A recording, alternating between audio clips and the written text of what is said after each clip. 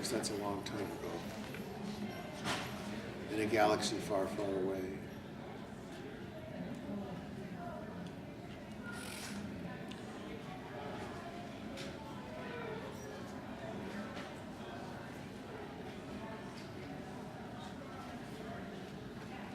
No wonder I'm confused. I'm confused. So, Got some wonderfully bad news. what is your wonderfully bad news? I think it's time. No, already? So soon? Not sure. Yep. So what's his name? And Tad? Do we know this Tad person? And can we have him killed? I think I'm on another panel. Is it Tom? Oh yeah, it is. And they outnumber us too. There's nothing we can say. All right. We can still try to go to the bar. We can try to go to the bar, but I think it's too late to escape. Probably. I shall start. I shall begin. Hi there. This is How I'd Fix Star Trek. And I will read to you from the book of convention here.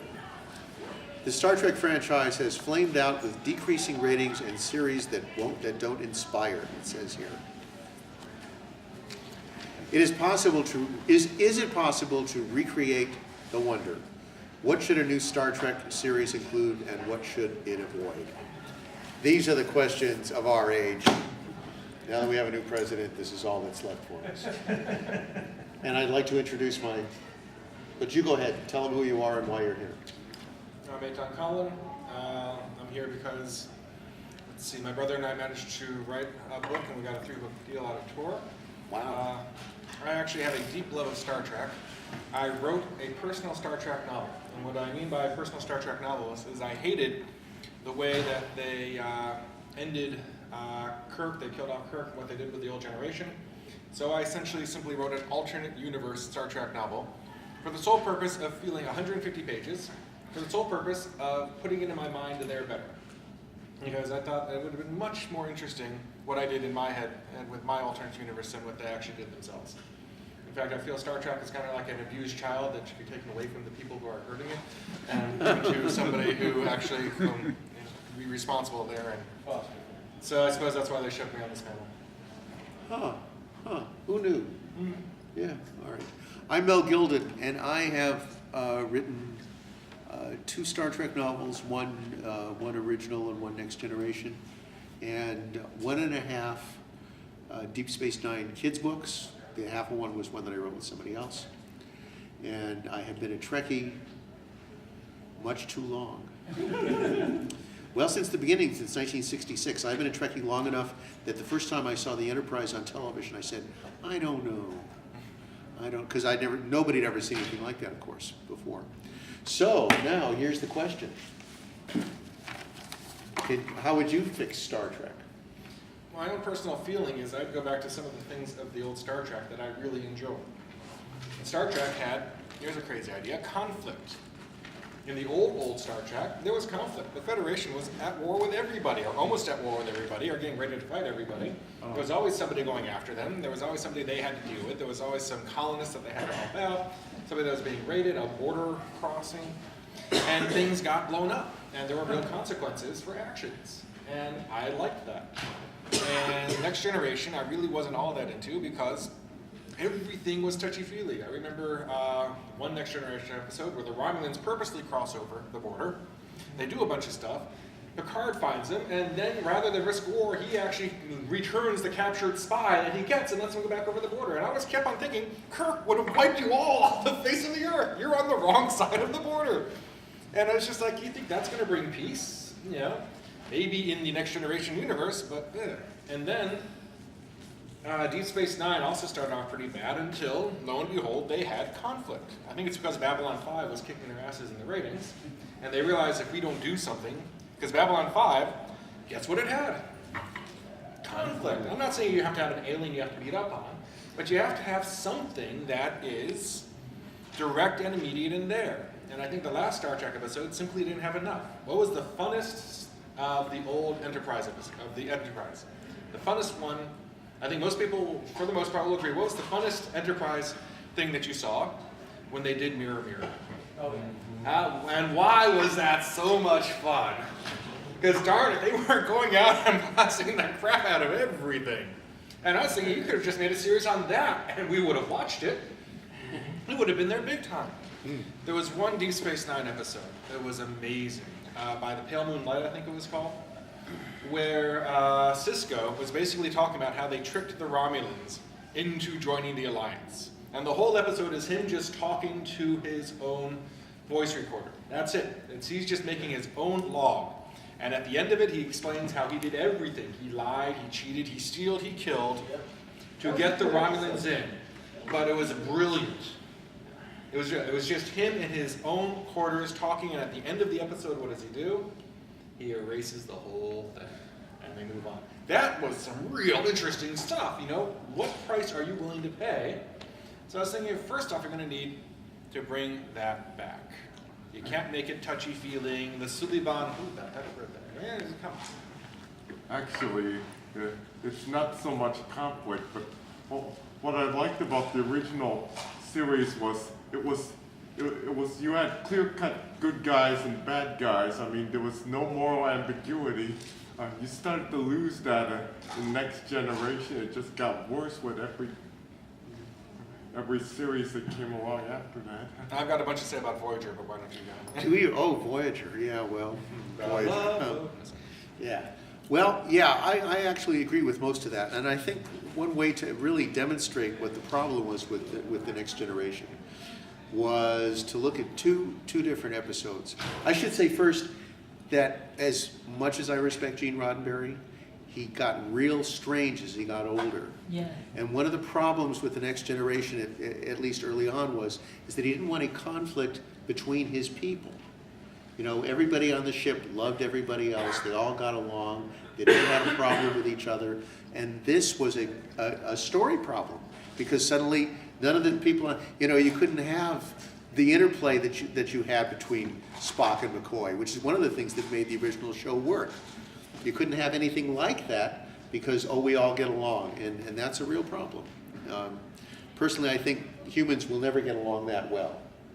You know, they might stop killing each other formally, but they still won't like each other. Oh, did you see what he was drinking? Did you see his coat? His socks don't match. You know, I mean, there's always something. There's always something. Anyway, what I was going to say, an illustration of what was wrong even early on in the Next Generation was, there was an episode where Riker's father shows up. And they spend most of the episode kind of mooning around and talking to each other and saying, oh, you did it, oh, I didn't, you're another. And you compare that with the Journey to Babel episode in the first series, where Sarek shows up, and there's real conflict between the two folks, and stuff happens in that episode, and there's the business with the blood and the transfusions, and I can't go because stuff is happening. And the difference between those two episodes was the difference between the two series. But also the direction. I mean, even though Spock and Stark were at what point did Spock and Stark actually yell at each other and say, I hate you, Dad? Well, they never did yell because they're yell at Vulcans. each other. But yet you sense that incredible tension anyways. Incredible. You sense immediately that there was something really wrong, even though there was no yelling, there was no screaming, there was no Jerry Springer, and yet you were tied and you were clued in immediately. Oh, these guys. well, the greatest line in that episode is where, okay, you have this really cold feeling between Sark and Spock, and Sark and his wife go off, and Kirk says, well, we'll give you an orbit on Vulcan for some time. Why don't you go down and visit your parents? And that's when Spock tells him, that was my parents. Yeah, that was the teaser, and that's one of the things that made. Now, having said that, I think one of the Next Generation episodes was one of the best episodes of any generation, although it hurts me to say it. But there was an episode called Yesterday's Enterprise. Oh, yeah. You know, where the Enterprise C comes through the time rift and all the things fighting Yes. with the Klingons. Conflict. And it was great. It was great. And one of the reasons I felt that it was great is because most of the time you watch television and you kind of, here's another episode and I like these people and I like this universe and I'm watching it. Very rarely do you get a spot where you say, I'm intrigued. I don't know what's going on. Maybe they'll tell me. Maybe I'll have to figure it out.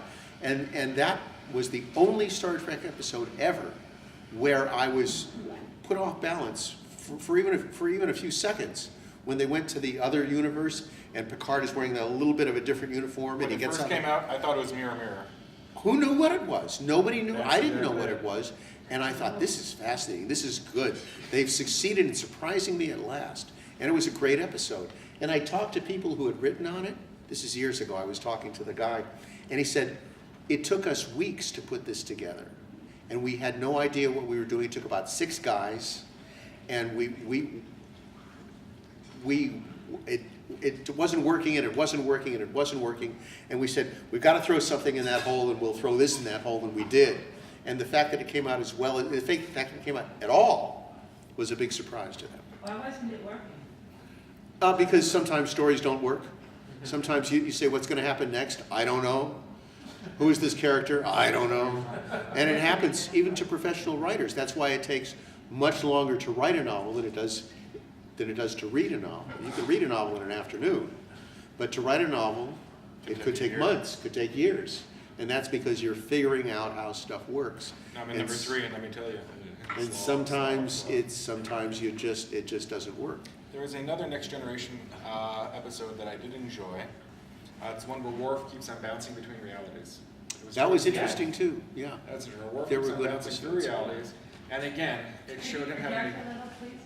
Oh, it's one where Worf keeps on bouncing through realities.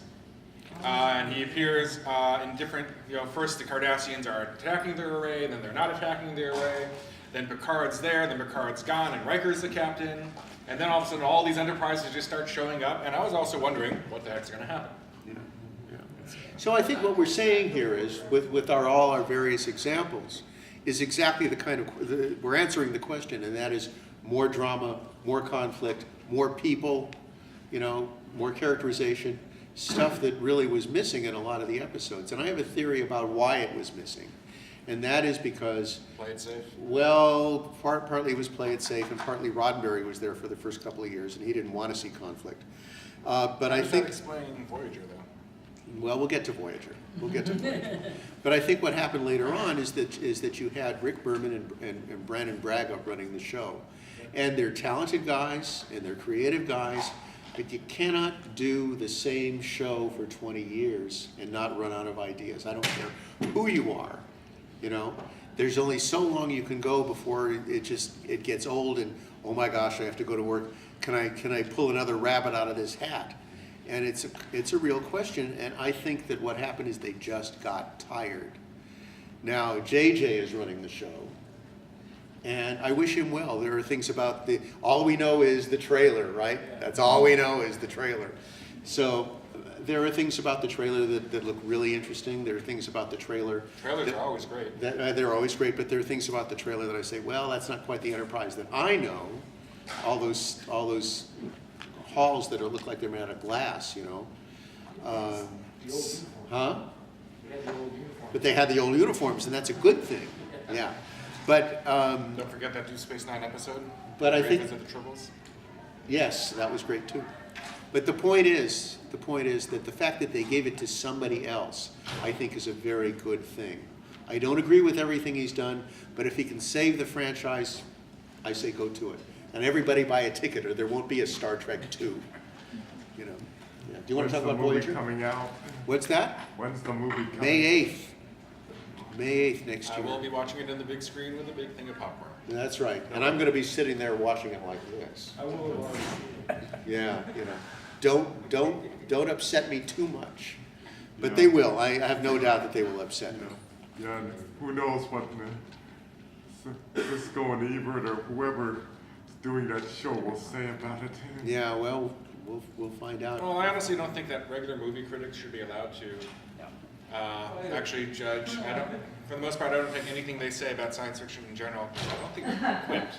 It's a funny thing about that. I used to work at the LA Times, and I would talk to Charles Champlin, who at the time was the main movie reviewer. He was their arts editor.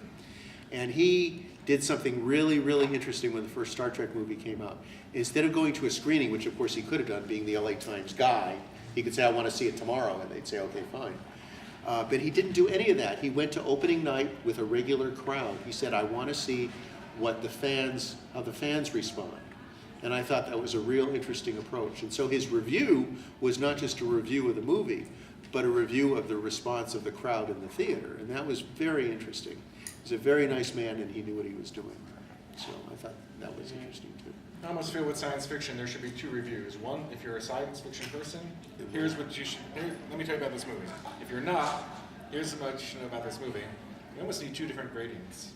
Almost, but you know, I think if this movie is going to be any sort of success, it needs to grab a hold of not only the hardcore, because there really aren't very many of us, really, not really. They will have to grab a hold of the world at large, and so that some guy who's not a Trekkie will say, oh, it's date night, I need a movie to take this girl to. Let's go to this. It's not a religious experience, it's just a movie. And we need those people, because they're going to buy tickets, and without them, we're dead. I just wanted to mention that the original series was a flop as far as ratings went between 66 and 69, but it wasn't until the 70s when the show was in syndication that the ratings took That's off. right.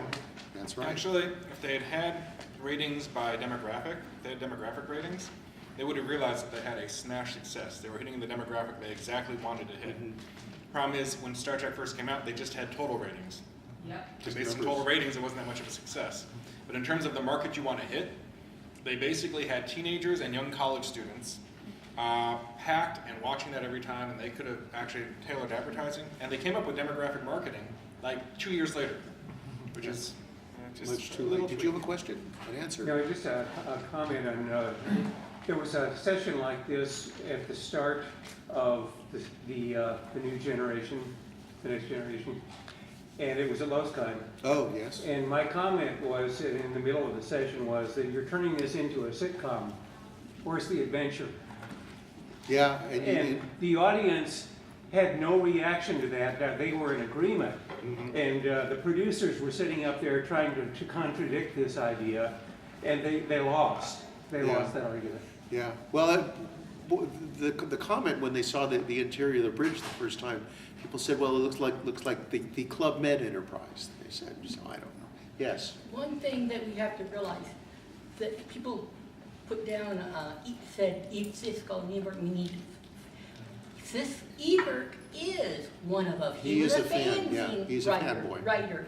And Ebert. I don't know if he'll ever come back to the TV show. I don't know. Well, how Siskel's good- dead, so he's not coming back. Oh, he's not? He did die. Yeah.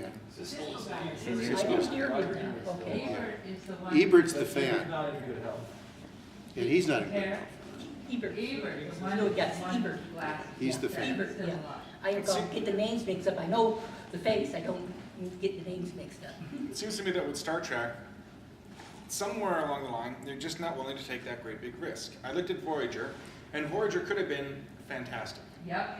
If Voyager had actually started out with a Federation crew, and they had to take on a third Klingons and a third Romulans, or a third Klingons and a third Cardassians, with some Maquis, and those people had to manage to work together and then get across the galaxy. Yep. And the Romulans are constantly trying to betray you, or they're not, and the Cardassians are, and the Klingons just want to kill everything. And then Janeway, whoever the captain is at that point, really has to change a lot of stuff. That would have been an amazing show to watch. Because part of the problem is dealing with a galaxy that wants to kill you, and the other part is dealing with your crew that wants to kill itself. And sometimes it would be nice to simply let the Klingons say, go, yeah, just wipe them all out, all right. And the Klingons like, finally! Yeah, that would have been, Kapla. Kamala, yeah, that would have been hilarious. Why don't you kill her and become captain? Well, Yeah. All right, call somebody else. Yeah, call somebody. oh, Somebody we haven't called on yet. I don't think we called that nicely. Back there? Yeah, the big thing I noticed when I started watching Generations, they would take things and they'd have philosophical problems. One of the great things about the first series to me was they solved pretty deep philosophical problems and they do a head-on approach and do some really clever things. In Generations, it's like, we can't solve this, so we just kind of mouse around about it. There was that one episode that really annoyed me where Wesley Crusher had accidentally, on some planet they were on, had accidentally done the taboo thing. And they were going to He fell into a flower bed. Yeah. Yeah. And the supreme being over that area, who was some really advanced, The Eton. was going to kill the whole, he was going to kill, if they didn't kill Wesley, he was going to kill the whole enterprise and stuff like that. And instead of doing something that would have been both legally and philosophically much more satisfying, which Kirk would have done, Kirk would have said, I'm the captain, I'm responsible, take me as the sacrifice instead. Substitutionary sacrifice, which is frankly a legal concept that we have in our culture. And the Supreme Being could have said, if that's the way you guys feel you're worthy to live, go on. Instead of which they did some stupid thing about you can't judge us, we're not part of the culture, we're leaving. And I went, oh, come on, man. Wimpy. Yeah. It Not to was mention not- technically it was violating not the Prime a Directive. satisfying resolution. Well, they did that all the time. Yeah. The Prime Directive. Yes, sir. Okay, a couple things. First of all. You get only one. What? No, sorry. As far as next gen goes, my own feeling was that the middle seasons were pretty good. The first two seasons, which were the ones where Roddenberry was the most active on, had some real serious Real problems. And by the last couple of years, they were sort of retreading the same stories over and over. But the middle seasons I thought were not as original as the original series, but they were good, solid television.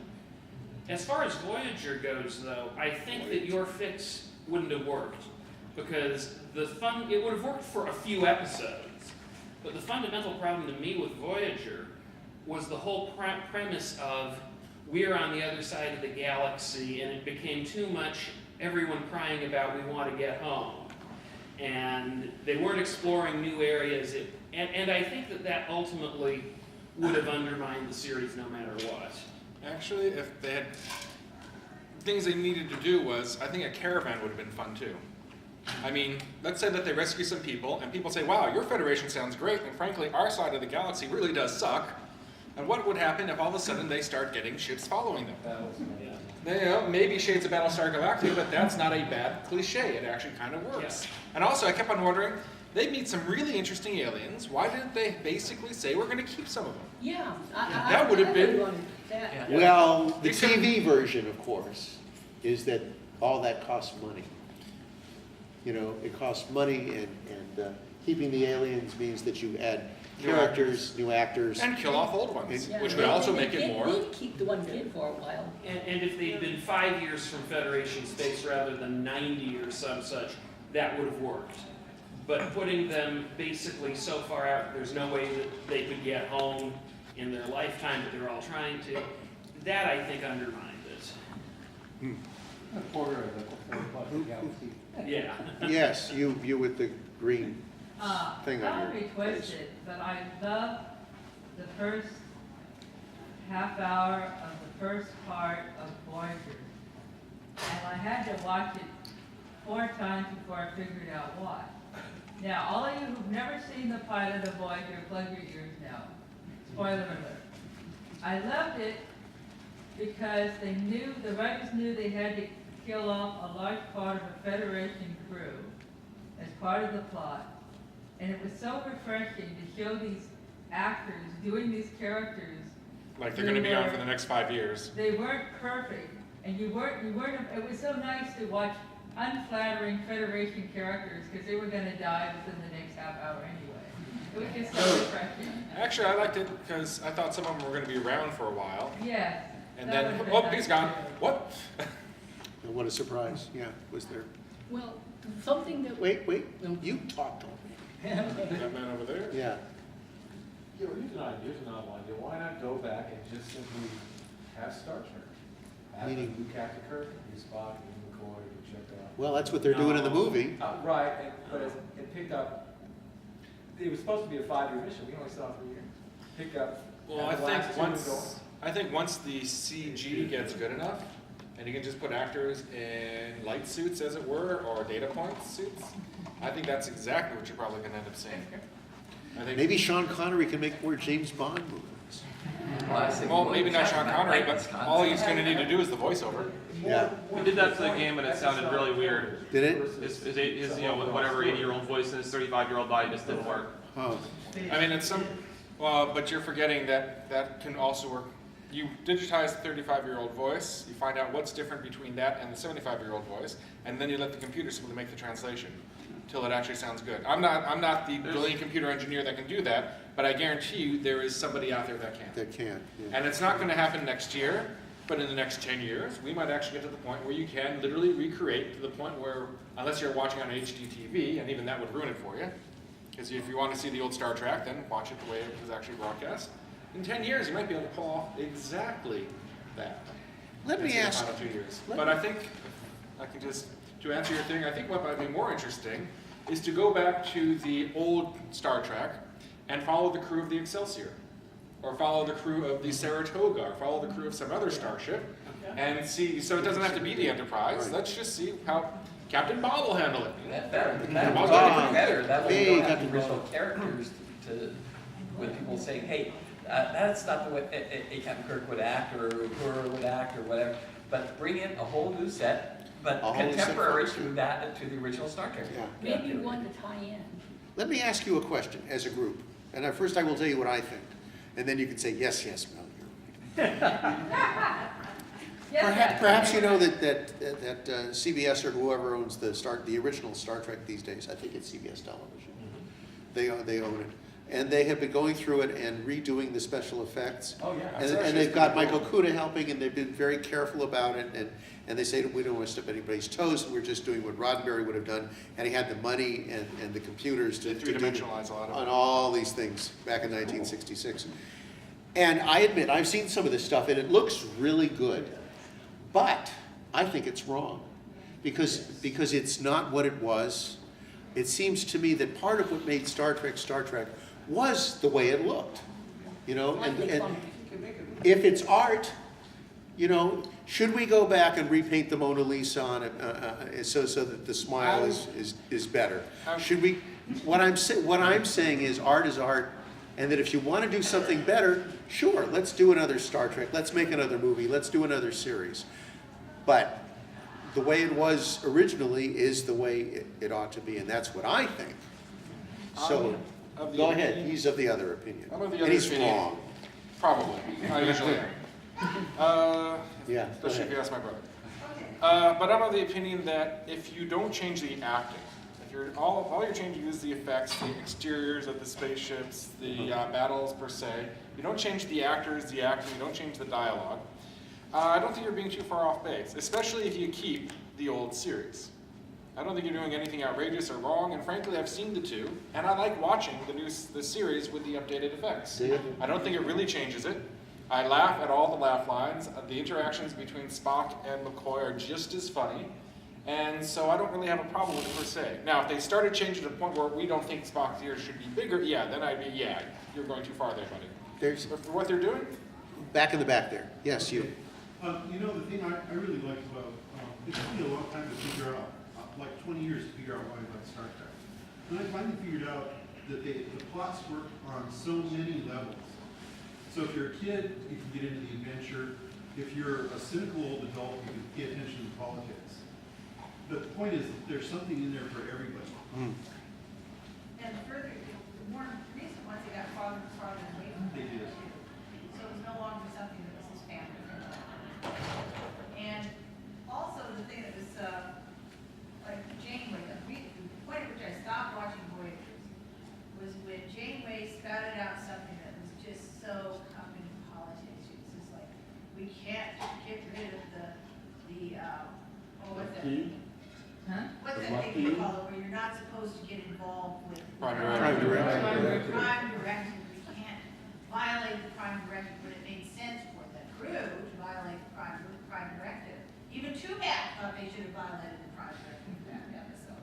And she said no, and she was made out to be moral imperative, and I'm thinking, you know, Kirk would have violated the prime directive. He did it all the time. He did it all the time if he thought it made sense, and he was always right, because it did make sense. He listened to everybody, and then he'd do the smart thing, whether it was the prime directive or not.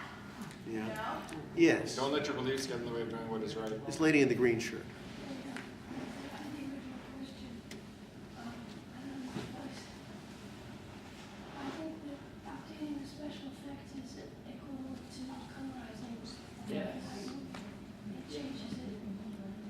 what I think. A couple of directors who did black and white exceptionally well refused to let theirs be colorized for that reason. I think it's the same.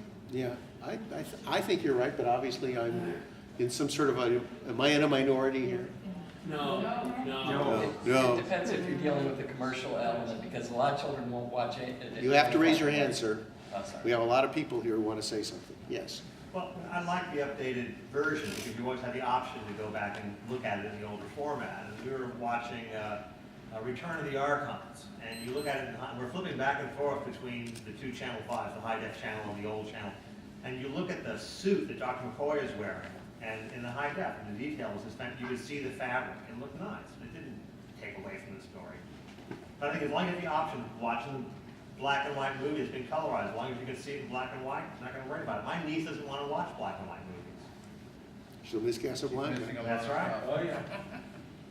Well, I think that is another argument. There was James Cain who wrote The Postman Always Rings Twice and Double Indemnity, and he was like number 2 right after Raymond Chandler for mystery novels. And they made a lot of movies out of his books, and they were not always good movies. And somebody asked him, they said, so what do you think of what Hollywood has done to your books? And he said, Hollywood didn't do anything to my books. They're my books. They made movies. My books are still here. So there is something in what you say. Yeah. Sir. Yeah, so about the Prime Directive. I've always been really annoyed by the Prime Directive. I have a solution. We should make a series with the Klingons. Because they're not fettered by the Prime Directive. It should be a sitcom. They should be all like, well, this is a warrior's drink. And they should be killing each other and bopping each other on the head and trying to connive, and it should be written in Britain. Larry, Moe, and Curly as the three. It should be a sitcom with the Klingons, slapstick and killing the Federation people left and right. It doesn't matter. No Prime Directive. That'd be really fun. Whack. So do you want Larry, Moe, and Curly in Klingon outfits? I think that's a good idea. Not that, but I wanted to sort of take the Klingon-ness of them, their staunch warrior thing, and yet have them have those human failings they think they don't have. They're petty and they're cruel and they're cowardly, but they pretend like they're warriors, and that makes it even more funny. That's an interesting idea. Yes. My own take on that was, and in a way it may not be Star Trek anymore, but one set of stories that we haven't seen is that when the Klingons have a Captain Kirk, so to speak. In other words, and the tough part of that is coming up with stories where the Federation arrives after a Klingon version of Captain Kirk, starts doing things, but similar idea, just maybe a little bit more grimmer. I kind of think you need to have humans be the major focus of the show, just because the people watching it are human. And I think there'll be more interest in that. Sure, Worf is terrific and Spock is terrific. Cast away on their ship. Yeah.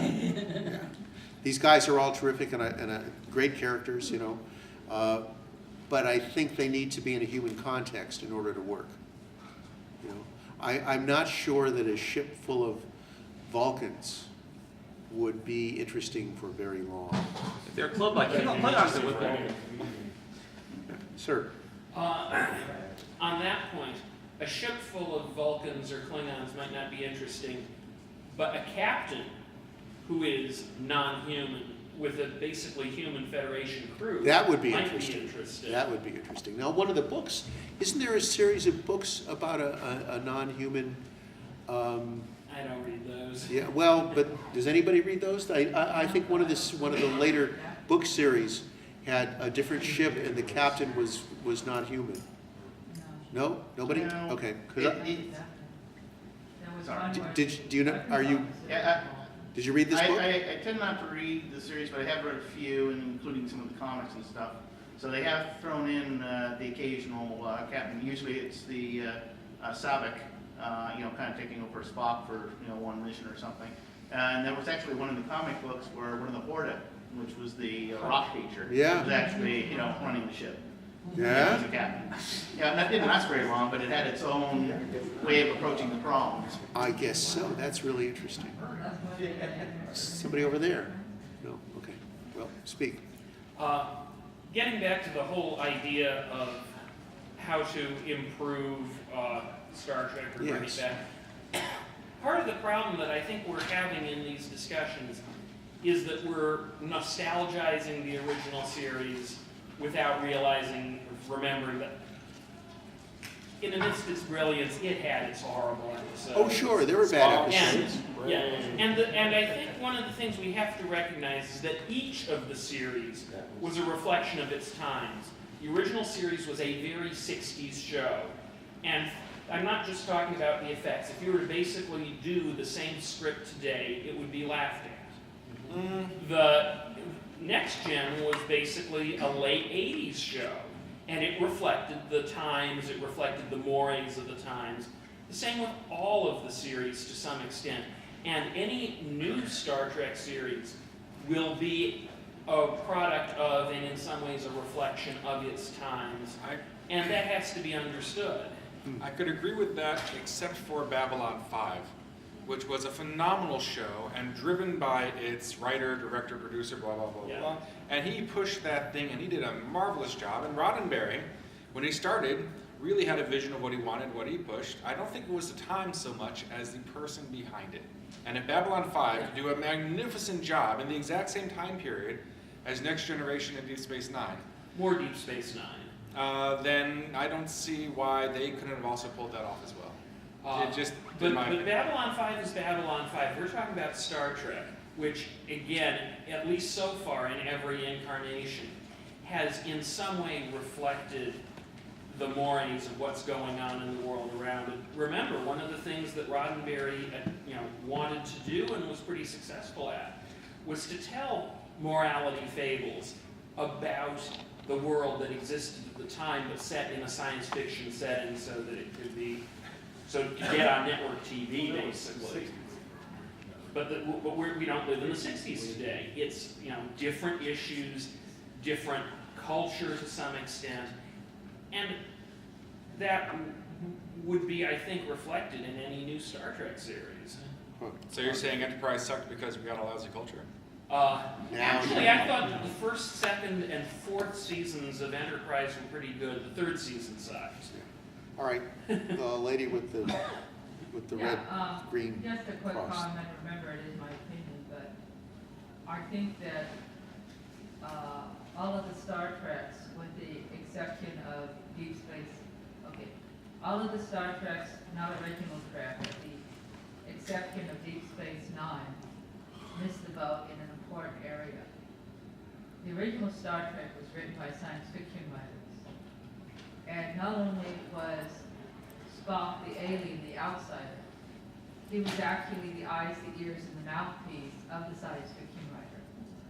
The closest they came to it in Deep Space Nine was having Odo, who in the first couple of seasons, he was the outsider looking in. So on the one hand, the franchise was afraid of having a Vulcan, but they were also afraid of having the outsider, and thus giving the science fiction writer a voice.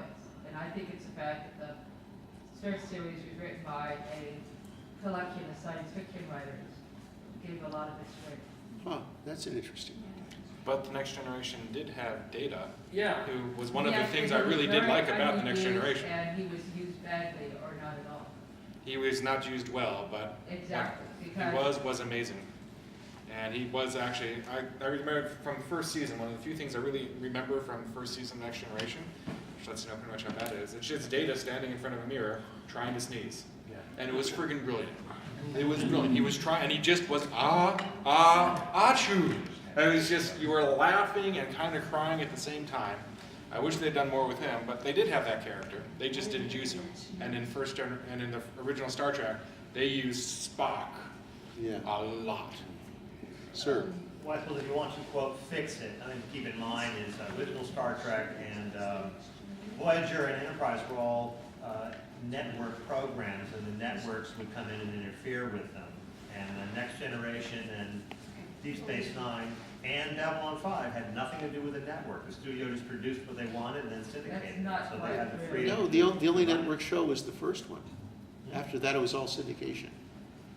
The only network show was the first show. Voyager and Enterprise were UPN. Yeah, but that was a syndication deal. That was not a network That deal. was a new network.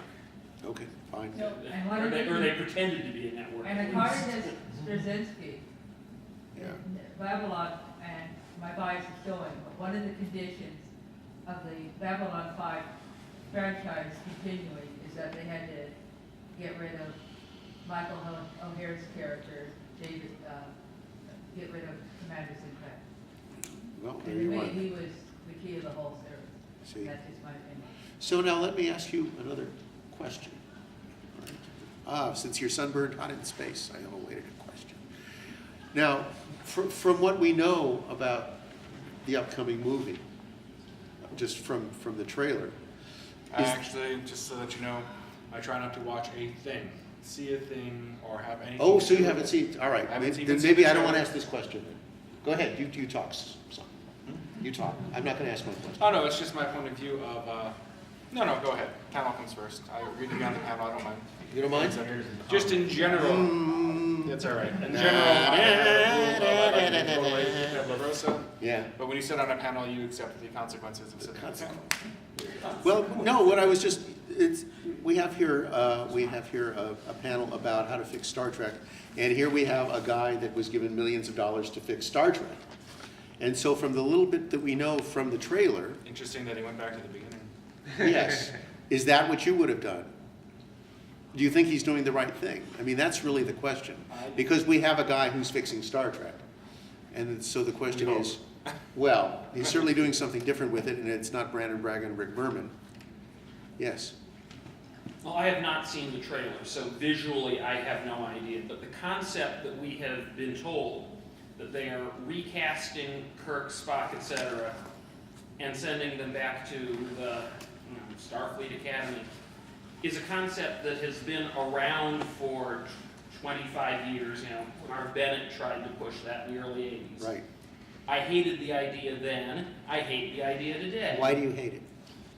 Because it shows a lack of confidence, and they're It just shows trying to that redo. too, but as someone Rather than do who- something new, they're Wait. desperate to do the Yeah. old. Oh, sorry. I, for one, do not want to see Kirk played by anyone other than Shatner, etc. Yes. If they want to do a movie about Starfleet Academy with new characters, that's fine. But I don't like the idea of basically rewriting what they've already done. What do you say? Well, what you're running into there is the Hollywood need to do something new in the old way. And Hollywood, they're terrified of that. That's why sequels they prefer. Or that's why they describe movies as, well, it's Speed on a space shuttle. Or it's Dead Man's Walking meets Die Hard. Well, That's why they think you know like what that. Roddenberry called Star Trek? Yeah, Wagon Train to the Stars. They're terrified of doing something new. So they'd much rather, we want to do something new, but do it in the old way. And I think this is why Hollywood bought this. Because yes, it's Star Trek, and it's new, but it's still Kirk and it's still Spock, okay. So, and I think that's why they're doing it. I think you're right, they shouldn't. Sir. Well, I think that people want to see William Shatner doing this, but if you think of James Bond, you can recast the character. And the fourth season of Enterprise, the first episode of the fourth season of Enterprise got 4 million viewers. But the same night, this amateur show made in New York with recasting Captain Kirk and Mr. Spock got 6 million downloads for New Voyages, which tells you people want to see, even the new actors, the old characters. Because they like them. We don't want to see just any spy. We want to see James Bond. It even has to be a new actor. We want to see Kirk, Spock, and McCoy. They're funny. They're great. They've become archetypes. They are archetypes, and I think that And they- they never really hit it again like that. They never really got those characters. We want to Yes. have Sean Connery again. No. Yes. Did you have? But Shatner has always been maligned, and they made so much fun of him as a person.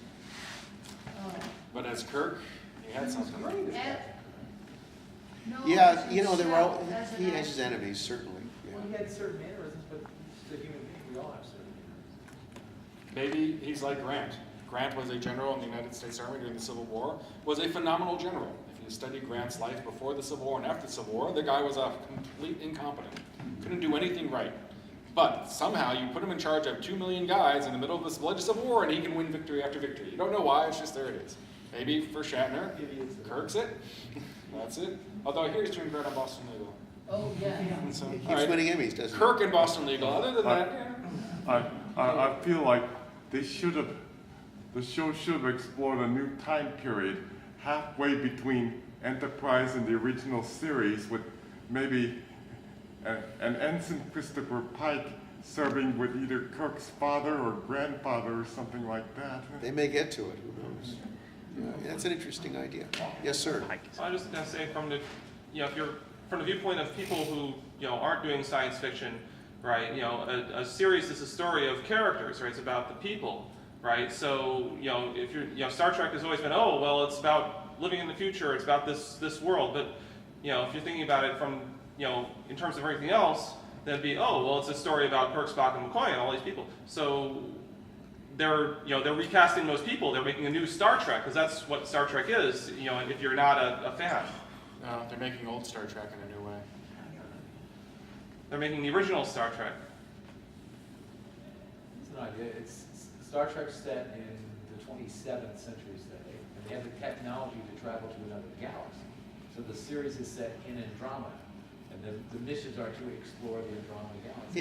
It doesn't matter. I mean, that doesn't matter, because when they go to a new planet, it doesn't matter where the new planet is located. Not really. I mean, Andromeda is an interesting place, but why The bother? whole idea of exploring another galaxy. Yeah.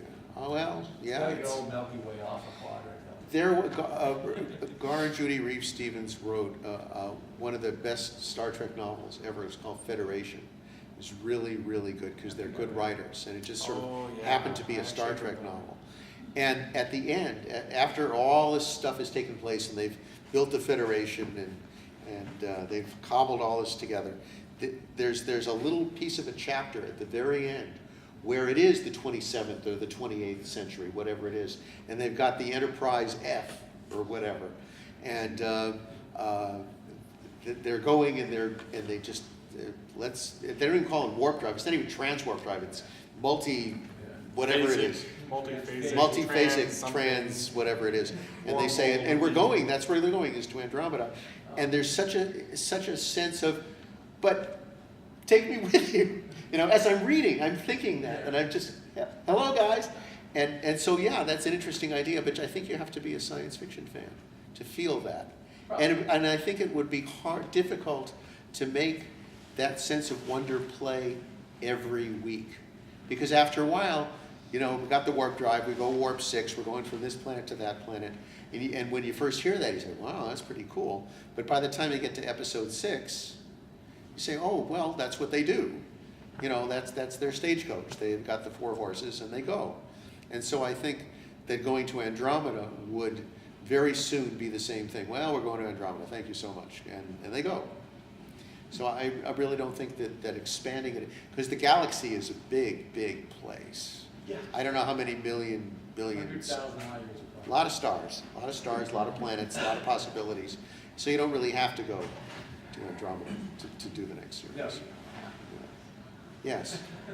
One thing that if Abrams is end up doing more movies, is we've got aliens that the Enterprise was sent to that had a history behind it. And we could deal with maybe some of the aliens that were already known, the Federation already knew, and telling some of that background. Well, the movie's going to have a lot of Romulans in it, I understand. So maybe they're doing that. But at the end of the day, if you're going to be showing it to humans, it's going to have to be primarily about humans. No. And if you spend a series talking about the Romulans, it's not really as interesting. I don't think it's just going to hold up. It makes for a great episode. What I'm saying is the Empire knew these aliens for a long time already. So you could take the Enterprise and going back, our first time going to these groups. Well, I mean, I think there's even times when they mentioned that Star Trek was at a particular planet before, or something like that. They go back. They do go back. Yeah. But that's I was going to say something clever, and it's entirely gone. Yes. I'm not sure if this would work over the course of a full series, but one possibility for a future direction was sort of hinted at in some episodes of both Voyager and Enterprise, where they met people from the Federation in the 29th and 32nd centuries who did time travel. And it might be interesting for them to set Star Trek in that part of the future, where their version of the Enterprise does time travel shows. Again, I'm not convinced this would work for very many episodes, but it would be a Yeah, but then way you got of Star doing Trek. something different. Star Trek makes sliders. Yeah. Again, I haven't thought it through. I'm not convinced it would work for more than a few episodes, but it's a different direction that Star Trek could be taken. I was thinking it would be interesting to combine Star Trek with sliders, as you were saying. Also, rather versus time travel, what if they developed the ability to travel in alternate Star Treks? Then you got Mirror, Mirror. Mirror, Mirror, only a bunch of mirror mirrors. Something to do with, again, where that Worf episode where he just keeps on appearing in different ones. Well, they didn't Deep Space Nine did a whole series of mirror episodes, didn't they? Yeah, they also. Yeah, they didn't work well. Yeah, well, They got progressively there worse. you are. I remember the clever thing I was going to say. There's one episode of the original show that is unlike any other episode, and it has nothing to do with the quality of the effects, because in this episode, the quality of the effects was not necessarily good. But it was an interesting episode, and it did something that none of the other episodes did, or very few of them anyway. And I'm thinking The Devil in the Dark, the Horta episode, right? Yeah. Okay, this thing is killing people, they don't know what it is, and it turns out to be the mother and all these eggs and things. It was one of the very few episodes where the Enterprise people were not going out to be intergalactic policemen, but they learned something new about the universe. And I think if there had been more episodes like that, I would have been a happier guy. And I think if they make a movie like that, it would be terrific. Now, I'm not clear. I suppose these things are very difficult to write, because to find out something new about the universe is not always easy to invent. But I still believe that it was a terrific episode, and it would be worth doing again. Yes. By a similar token, again, I don't know if it would work for the series, but as a movie or something, if there was some historical event, because normally you're following these people around, they have all these adventures and kind of stuff. But if there was a particular historical event that was kind of like a kind of shaped things, something that was what created the general order that allows you to kill off the planet, or something like that. Something that kind of explains the background to that. Again, I don't think it would necessarily work as a series, but if it was something that kind of showed you that happened, because I assume they have history too, just like we do. Certain events shaped us. What are some of the events that shaped them? Well, Gary Seven did that at least once. And the City on the Edge of Forever. Poor Edith Keeler in her truck, Yeah, so, who? You haven't spoken. On the new trailer, a couple of things I like that give me some hope is, first of all, the casting for Spock of Jeremy Quinto from Heroes. I thought he was really good. The Zachary Quinto. And the idea. villain is supposed to be, I guess, Eric Bana. Yeah, And he's at the very end of the trailer. And I didn't like, he looked like, I couldn't tell if it was all shadows or if he has war paint on or something. It He seems didn't to me look like the a one thing Romulan, about did he? the Romulans is that they look like humans of all the aliens. And I thought that actually was a good thing, and the appearance didn't look so good. No, It's the impression he was an Orion. Yes, back there. I think whatever they do, they better get rid of the Q. They better do what? Get rid of the Q continuum. It's gone. The Q's. The Q continuum. Yeah, when Q showed up, 3.5 minutes into the first episode of The Next Generation, I knew we were in trouble. Because we already did a Trillane episode, Yeah. Sir. The thing I really liked were some of the villains were so good. I really liked the Borg. I really like 7 of 9. Yeah. Oh. Yeah. Did you have something to say? Sir. I'd like to push the idea of having a variety of aliens. Taking Star Wars as an analog, the most popular scene in the first one is the cantina. Yeah. Everybody talked about that. And each new Star Wars movie had a new set of aliens that were just marvelous. I think It's expensive. Actually, for Star Trek, I don't think you need to fix Star Trek with fancy aliens or fancy ships. if you're going to fix Star Trek, like I said, conflict is one thing. The second half of that equation is the relationships. The things I like best about Star Trek, the relationship between Seven of Nine and the holographic Doctor was wonderful. When they're both trying to figure out humanity from different angles, and they're singing together, or he's trying to teach her how to dance or date, I mean, you're just laughing your head off. That was good.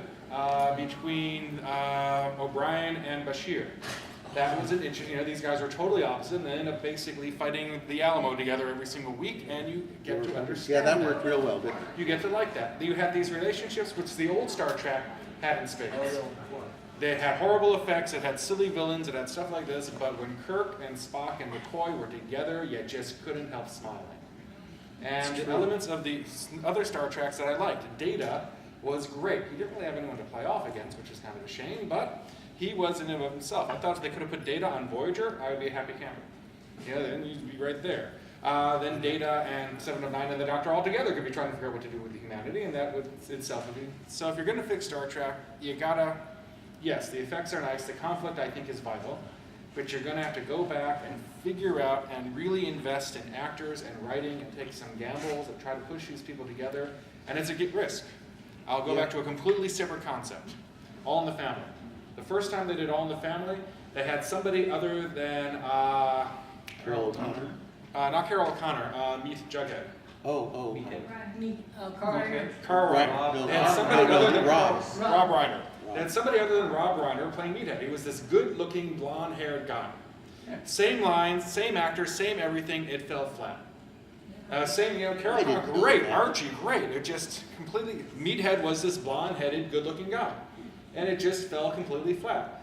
And the guy who, Norman Lear, I think, was that Norman Lear? Yeah. Norman Lear figured it out, and he just took this one guy out, and he put Rob Reiner in, and oh my God, it's just, Meathead is just eating the sandwich, I mean, Archie's just looking at him, and you couldn't stop laughing. And from then on in, it was brilliant.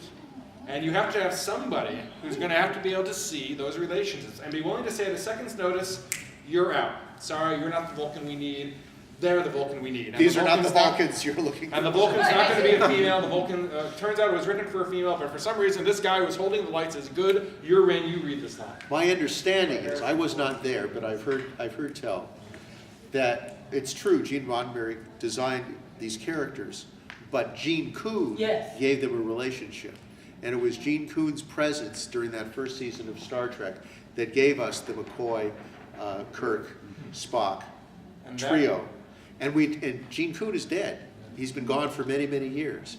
And we need somebody like him who can come in and say, this is the way it should be, and this will work, and why don't you try this? And there is nobody like that, except maybe JJ. I don't know. I have to see his movie. Well, we're going to have to find somebody, and that's how you're going to fix it. Another brief example, saw something called 1776, my favorite movie musical. I love it. But there are two characters in there from the Rhode Island, or the Connecticut, the Colonel and the prissy guy. I saw a stage play once, and they got the two actors right. And in the movie, they're okay. This stage play, you couldn't stop laughing, because you just thought that these guys wanted to kill each other. And you were laughing the entire time when the Colonel picks up the gun and tries to bash him over the head, and somebody has to stop him. And it was nothing but that magic of chemistry. Same thing was true, actually, with the Music Man. Because Hermione Gingold plays Mrs. Shin, the mayor's wife.